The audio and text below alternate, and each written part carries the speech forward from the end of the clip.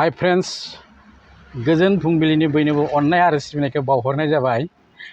आं दिनै फार्स्ट गारि सिङाव कन्टेन्ट बानायनाया आंनि मिजिं नोंथांमोना आंनि बे भिडिअखौ नायगोन, लोगोसे शेयार खालामगोन, लोगोसे लाइक खालामगोन।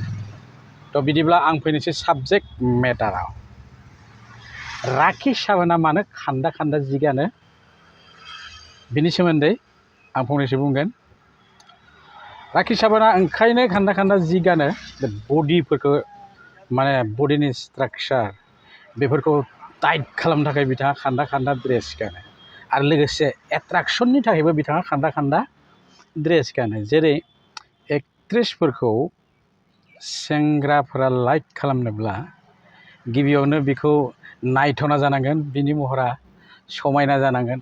ओंखायनो गोबां एक्ट्रेसफोरानो गावनि महरखौ देलायफबनानै बायदिसिना गाननानै समायना नुहोयो, अब्लासो सेंग्राफ्रा बिथांमोननि कन्टेन्टखौ नायो।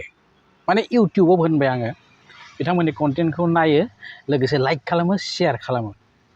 नाथाय खोथाया जाहैबाय मा, जोंनि गेजेराव सेंग्राफोरबो दं इउटिउबार, बिथांमोना मानो बारा लाइक जाया?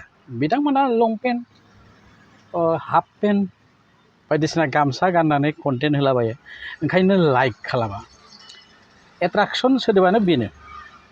थ' बिदिब्ला जोंहा खहा दं एसे, सेंग्राफोरा एबा एसे बैसो जानायफोरा, नङा होमबा? बिथांमोनाथ' बारा नायजाला, शेयारबो खालामजाला, लाइकबो खालामजाला। आंनि खोथाया जाहैबाय मा, जों बयबो लाइक खालामलायनांगौ, शेयार खालामलायनांगौ, कमेन्ट बक्सआव कमेन्ट हरलायनांगौ, गाज्रि जादोंबा गाज्रि, मोजां जादोंब्ला मोजां, नंगौना नङा रायजोफोर? ओंखायनो आङो बयबो नायग्राफोरखौ, जायखिजाया उन्दै सेंग्रा बोराय गासैखौबो कन्टेन्टफोरखौ नायनांगौ आरो सिङाव मा बुंदों बेखौ बुजिनो नाजानांगौ। खायसेया थालि बालि ओरैनो हरलाबायो, ओरैनो कन्टेन्ट बानायलाबायो, नायथावाबो, लाथावाबो, गनायथावाबो, ओरैहायबो बानायो। माने जेरैखि जाया इउटिउबाव आं फैसा मोननांगौ, आंनि बायदिब्ला बिब्दि जानो नाङा आरोखि। जोङो एसे मोजां साबजेक्ट लानानै माने कन्टेन्ट बानायनांगौ, भिडिअखौ बानायनांगौ। अब्ला माने जोंनि जायफ्रा बर'जों होयो, जोंनि बे बर' हारिया एसे माने रोंगौथियाव फैगोन आरो। आं दाखालिनो बुंखाबाय, इउटिउबारफोरा जोबोद मोजां मोजां थांखि लानानै कन्टेन्ट बानायनो हायो, हाया होमब्ला? जेरैहाय सोरबा संनाय खावनायनि, बे संनाय खावनायफोरखौ जुदि नोंथांमोना इंलिसाव होयो बा हिन्दीयाव होयो, अब्ला प्रिथिबिया नायबायना, अल इन्डिया बयबो नायबाय, नङा होमब्ला? लोगोसे बर'फ्राथ' नायखायोआनो, बर' होबाथ' बर' नायखागोन। नाथाय इंलिसाव होबा नोंना अल इन्डिया नायबाय, सासेबाबोथ' नायगोन फरेननि मानसिया, मोजां इंलिसजों होयोबा कन्टेन्टखौ, नङा होमब्ला? ओंखायनो आंनिब्ला खायसे खायसे कन्टेन्टफोरखौ इंलिसावबो होनांगौ, हिन्दीयावबो होनांगौ आरो। अब्लासो जोंनि जानाय थानाय सोलिनाय बेफोरखौ गुबुन माहारिया मोनथिगोन आरो लासै लासै मोनथिनानै बिथांमोना कन्टेन्टफोरखौ नायनो हमगोन, लाइक खालामगोन, शेयार खालामगोन। अब्ला नोंथाङा मा मुलाम्फा दं? नोंथाङाथ' मिथिखागौ मा मुलाम्फा दं।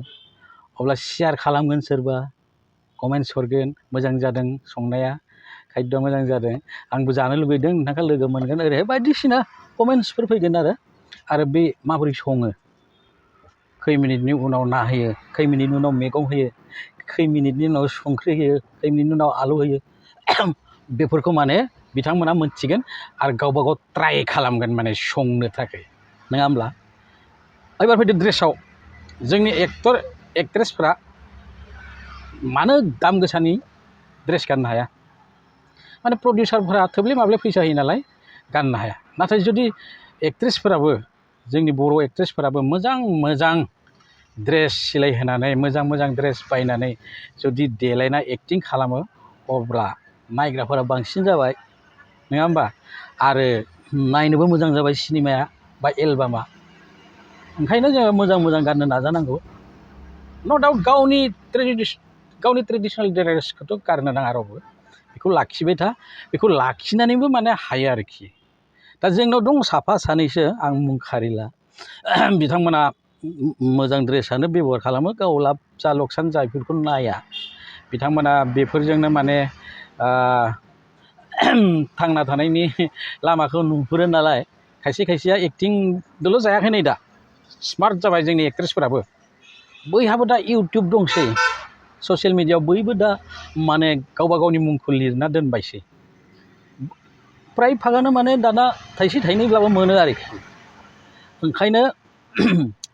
ओंखायनो जोङो ड्रेसफोरखौ माने नायनांगौ आरो बडिखौ थिग मथे लाखिनांगौ बडिखौ ना थिग मथे लाखिनोब्ला जिमाव थांनांबाय जिमाव थाङो जुदि फैसा गैयाबा नोंथाङा जुदि फुं समाव 1 घन्टासो जगा खालामो अब्ला नोंथांनि बडिया थिगैनो थागोन जेनेबा उदैफोराबो बारायनाय नङा आथिं गांखं थिग मथे थानांगोन आरो जानाय जेरै जों मा जायो जोंथ' दा टाउनाव थानाय मानसिफ्रा प्राय भाग माने बयलार जायो नङा होमबा ओमफ्राय फ्रिजाव दोननाय अमा बेदरफोरखौ जायो जायाबाथ' ओंखामा खुगायाव हाबा बिब्दि जायो आरोखि दा बिथांमोना मा जानांगौ रुनाय जानांगौ नङा होमबा बायदिसिना माने मैगं थाइगं दङ फोथारफोराव मोननाय गावनि बारियाव मोननाय बेफोरखौ बांसिन जानांगौ एवनाय सावनायफोरखौ एसे खमायनांगौ अब्लानो बिथांनि देहाया थिग मथे थागोन सोलेरा थिग मथे थागोन आरो गावनि हायनाया थिग मथे थागोन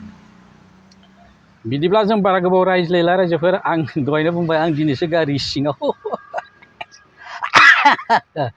सिङाव कन्टेन्ट होफेरदों लाइक खालामनो दाबाव शेयार खालामनो दाबाव कमेन्ट खालामनो दाबाव दै आं फैलाव बसुमतारी गाबोन आं आरो गुबुन मोनसे कन्टेन्ट लानानै नोंथांमोननि सेराव फैगोन जै बर' हारिनि जै बर' हारिमुनि गोजोन्थों।